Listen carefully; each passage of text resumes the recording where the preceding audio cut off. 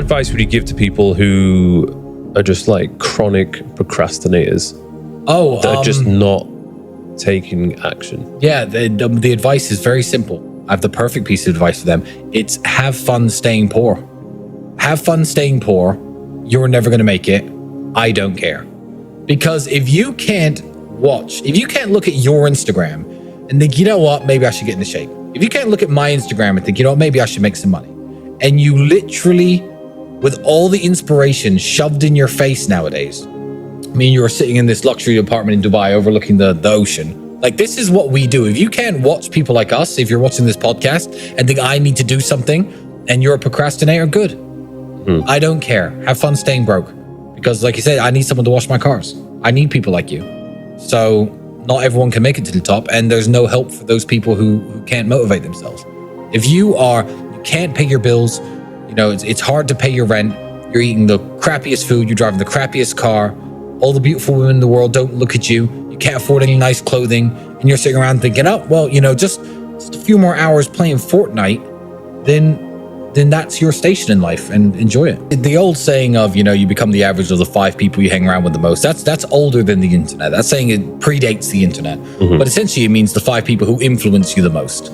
And, you know, if you do live alone, or if you don't have many friends, or you don't have a big group of people, what you're watching and what you're listening to influences you massively. So yeah, cut the crap out. Exactly the same with a healthy diet. It influences your health. A healthy mind is exactly the same thing.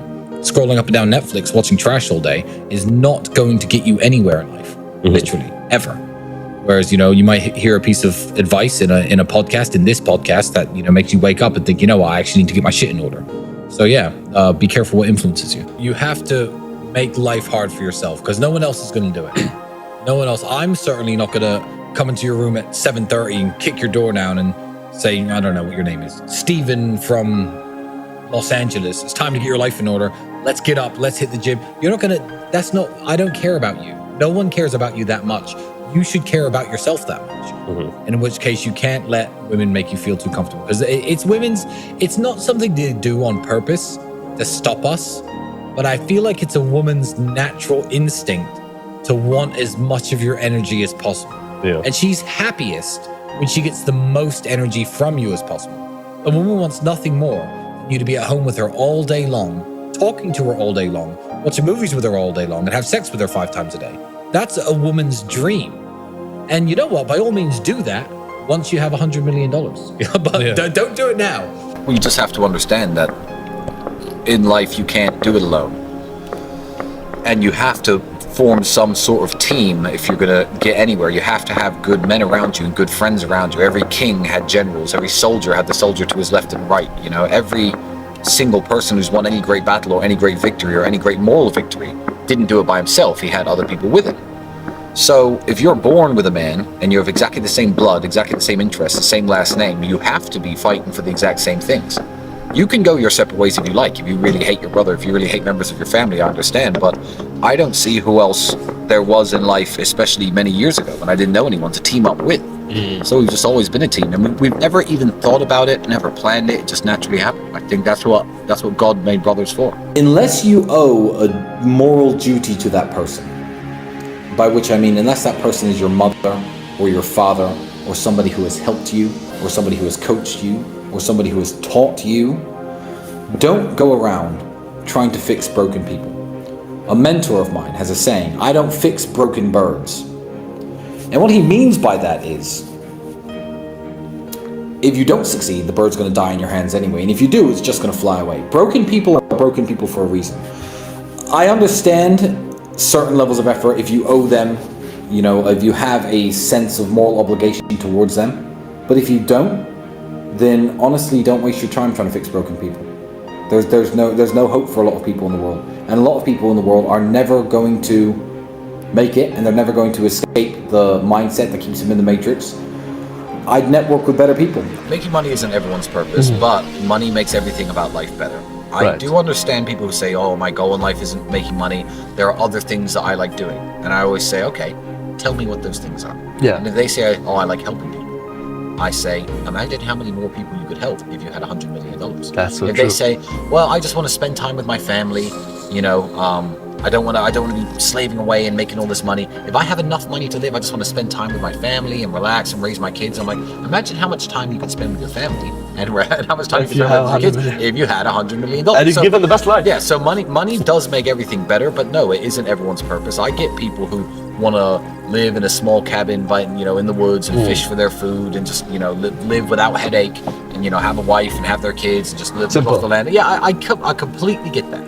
I completely get that. Nothing against it. I'm not going to walk up to the Bedouin people in the UAE and say, you need to make more money, bro, because they're very happy, content people. They've got their wives, they've got their kids, they've got their lifestyle, they've got their way of living, and it's very wholesome and it's very nice, and they feel richer than a lot of people here in the West. I'm not really one to feel sorry for people that much because of the way that the internet has changed the world. I believe that people have positive role models and examples thrown in their face all the time. I feel like to sit back and say, oh, well, I'm just a video game porn addicted playing, guy with no muscles and no physique and no physicality. Oh, well, it's because I haven't got a positive role model. I feel like today isn't an excuse.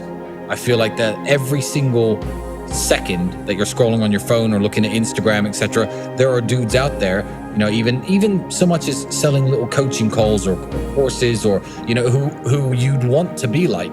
Mm-hmm. But it's easy. It's easier to sit around and play video games and masturbate than it is to get the money to buy real supercars and seduce beautiful women in the real world. It is much easier.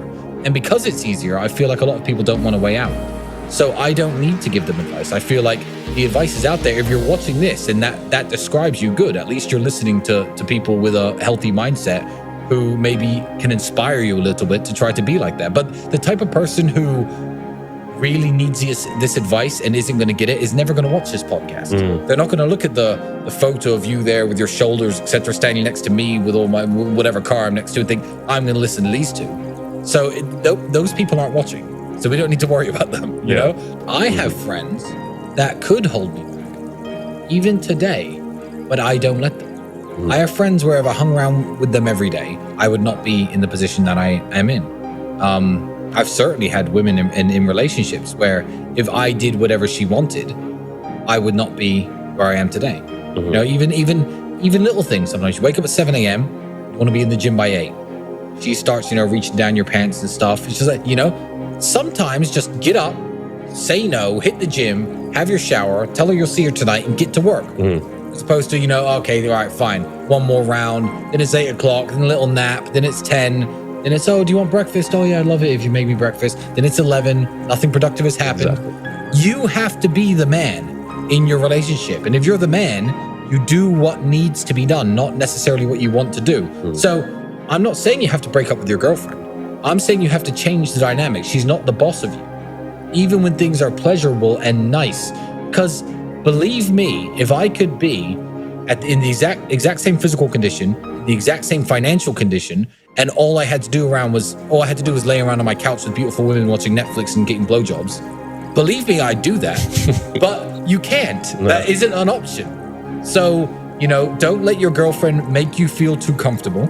And just don't fall into the trap of enjoying it too much and enjoying the pleasure too much. Make room in your life for the discomfort. I don't think I found my purpose in life until I was 32. So I feel like my purpose in life now is to set a good example for young men in a world that doesn't have any good examples. But I don't think everyone is going to reach that level of enlightenment with their mission. And I don't think everyone should, because when I was 28 and when I was 29, I was very happy. I was perfectly happy having not found what my purpose in life is. And you know what? I may think I know my purpose in life now. When I'm 40, I may realize it was actually something else and find something else. No, I don't believe life has to be a purpose. I just believe in making sure that you are happy and making sure that happiness is spread as much as possible to the people you interact with and the people around you. That is a way to live a fulfilling life. You don't have to have a mission to live a fulfilling life, or a purpose. You could live basically by yourself your whole life. But if you really enjoy yourself and you really enjoy this trip around the sun that we're all taking, and everywhere you go you're polite and you're nice and you're kind, who cares that you didn't impact the world? You don't need a purpose.